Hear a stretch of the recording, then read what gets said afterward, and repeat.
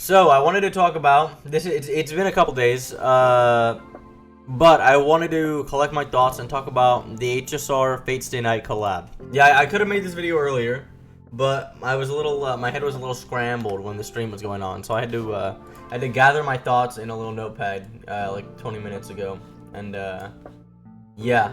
So I have it here, and I'm ready to discuss these topics. To preface this, I was surprised when I saw this because I forgot, but this is not the first time that this collab has been hinted at or like discussed. So the Nasu and one of the HSR producers had an interview like how long ago was this? In March. So a few months ago, they did talk.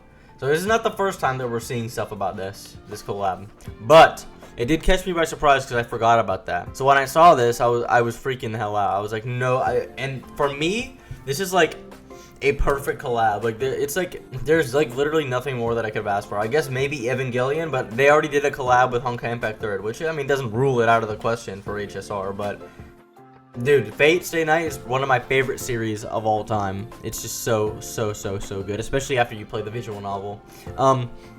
But besides that, there's also a lot of Fate Stay Night like references in HSR. So I have a thing here. All of these are like what that is.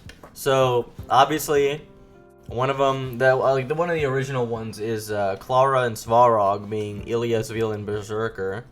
It's like almost exact, except the only thing is like Svarog is like smart and Berserker is like not smart in a way. And then there's an achievement. I saw this. It's a Fate Strange Fake like reference, I guess. It's like just right there. And you have this dialogue option from one of the Penacony stories. I'm the bone of my bat, Stellaron is my body, and Trailblaze is my blood.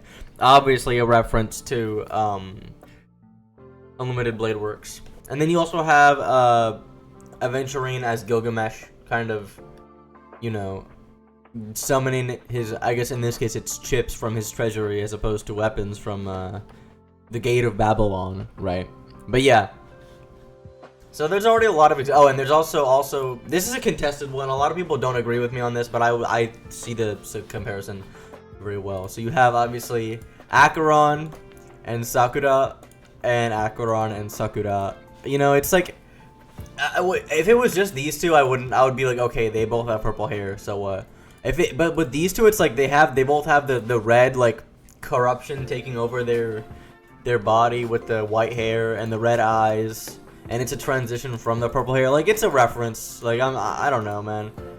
If it's not a reference, it's still cool that they're so similar. But yeah, so that was my little preface as to, you know, this is not the first thing that we're ever hearing about, you know, HSR and Fate being in cahoots, right? Now we're gonna get into the meat and potatoes of what is gonna be contained in this collab. So there's a lot of room for speculation because we don't really know anything except when it's going to happen, which is Q3 of 2025. Now this is like at least a year, okay? So I can easily rule out of the question basic like trivial stuff like skins, right? Or merch. I can get rid of that from the question because you have to remember, Hoyo knows, and now I know they do a lot of stuff that makes people mad, but I'm sure Hoyo knows that if they hype up a collaboration a year in advance, and it's just a skin for Clara or whatever, and it's just like some character skins, they know people are gonna get enraged at that. It's not possible that they make us wait a year for some merch or some skins, right? So there's gotta be something more. Well, what something is more in a gacha game? Playable characters, a world. So in the background, when we saw this is a planet. I mean, they made this with the intention of like putting a planet there, obviously, but like, what that means, is this a new planet that we're going to explore? Is the entire planet going to be based off of Fate? That would be insane. Is that what's going to happen? Maybe, maybe not. Now, you have to keep in mind, I've heard speculation that this is going to... People have been saying, I saw like one tweet, people are like, oh, this is going to go on, it's going to be like a 7-patch long, multi-month thing. You have to realize 7 patches is literally like... That's months. That's months of time. And not all of the Honkai Star Rail fans are Fate fans like me, or Fob, or whoever else, Brax. So they can't really get away with doing that like a seven patch, you know, collaboration, because not everybody's gonna be like, oh, like the hype will die down eventually, right? I think it would be awesome to have a whole world dedicated to Fate X HSR. All right, now obviously, to fill in the blanks here, we could say playable characters, right? What playable characters? I think Saber is kind of a no-brainer. Saber's like the face of the Fate series, especially Fate Stay Night. I guess we could have Rin. That would be Rin. Now Rin is my personal favorite. If they added Rin to the game, I'm losing my house. But they could also add Archer. That's like a spoiler. You know, it is what it is. You know, watch Fate. Go watch Fate. Unlimited Blade Works. Heaven's Feel if you want, and then Fate Zero. I do it in that order. I prefer that order, to be honest, because I feel like Fate Zero has so much like context that's like missing, right? That is explained to you from Unlimited Blade Works, and it makes Kiritsugu seem so much good. Okay, I'll stop yapping about Fate, because if you know, you know. Yeah, I mean, we could expect. What I don't expect is Emi Ashiro. I don't expect Emi Ashiro because I feel like he's just not like. People are not gonna pull for Bro as much as like they would pull for Rin, especially, or Saber, or maybe I also do not expect Ilias Veal or Berserker, because we already have Clara and Svarog, so it's like they're pretty much already in the game. My personal favorite character, or one of my personal favorite, probably my second favorite character after Rin, Kukulin Lancer. Lancer would be amazing to have in the game. I would love Lancer. However, I don't know that that's gonna be a thing. Also, seeing Excalibur in game as an ult animation for Saber.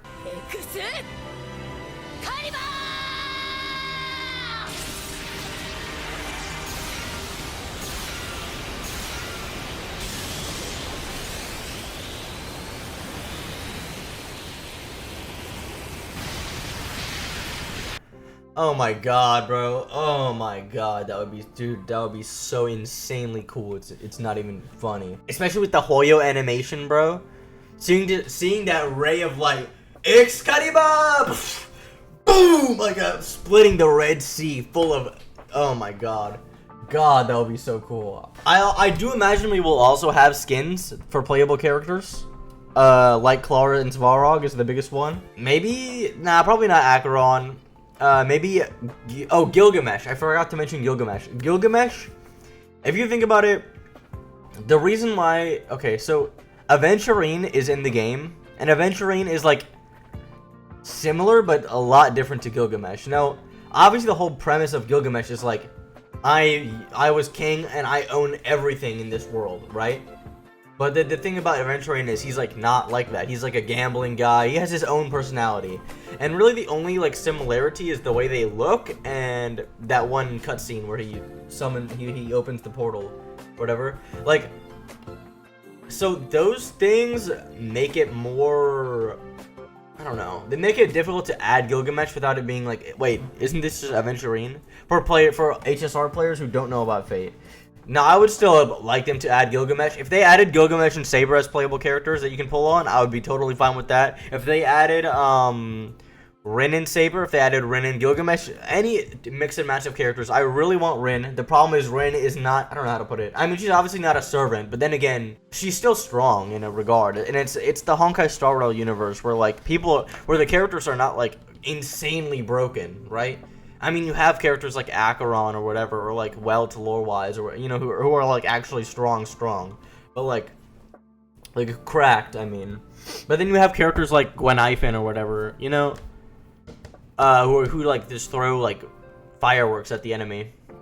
You know what I mean? So it's like, I mean, they don't have to be absurdly cracked to be a good character. Yeah. So as you know, just a little to kind of close up the Fate Stay Night Remaster is coming to Steam, so the VN is coming to Steam.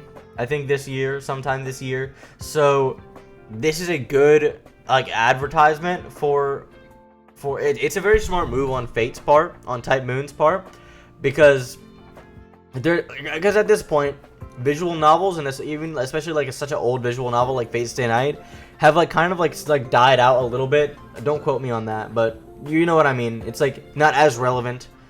So reigniting it by incorporating it into a super popular like new game, especially with such overlap with Fate Stay Night, like Honkai Star Rail, for example, could like really bring a lot more sales and players to the Fate Stay Night remaster coming this year or so. I don't remember. At the end of the day, it's much more. It will be much more than skins. It's not just gonna be skins. It should be playable characters, and it may even be this new planet that we have no. I don't have any idea about this. I'm sure along the way to quarter 3 of 2025, when they're eventually getting towards releasing this, that we're gonna be getting a lot more updates on this to obviously build up the hype, like rebuild the hype for this and stuff like that. So we won't be left in the dark until this point. I'll keep making videos on this collab as they feed us more information on this. If they give us any interviews, if they give us any spoilers, teasers, whatever.